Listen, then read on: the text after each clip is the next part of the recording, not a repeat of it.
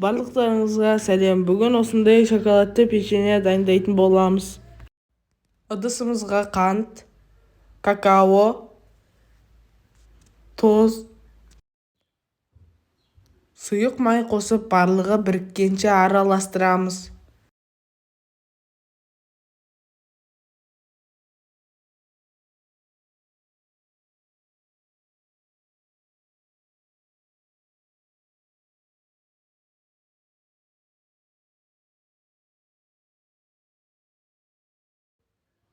Жұмыртқамызды бір-бірден қосып, әрқайсысын 1 минуттан миксерлейміз.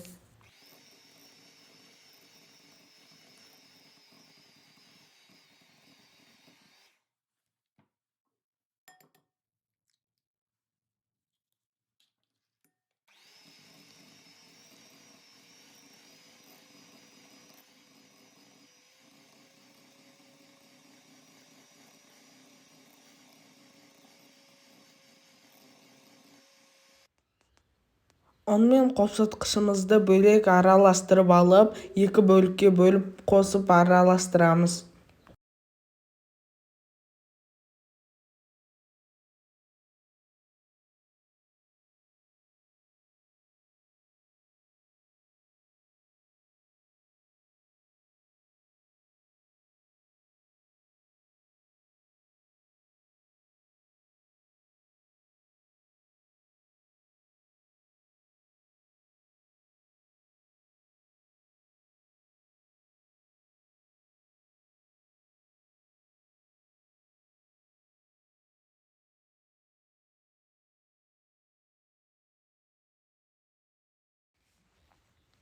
Қамырымыздың бетін жауып, холодильникке 1-2 сағат немесе морозильникке 40 минутқа қоямыз.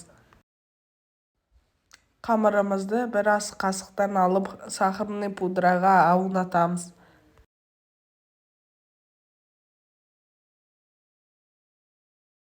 Және барлығын осылай істеп шығамыз.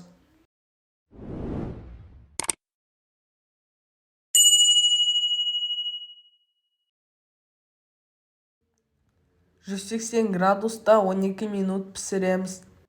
Печеньеміз пісті, осындай үлпілдек көлемді болып шығады. Егер бір жері түсініксіз болып жатырса, комментарийге жазыңыздар. Видеоның соңына дейін көргендеріңізге рахмет.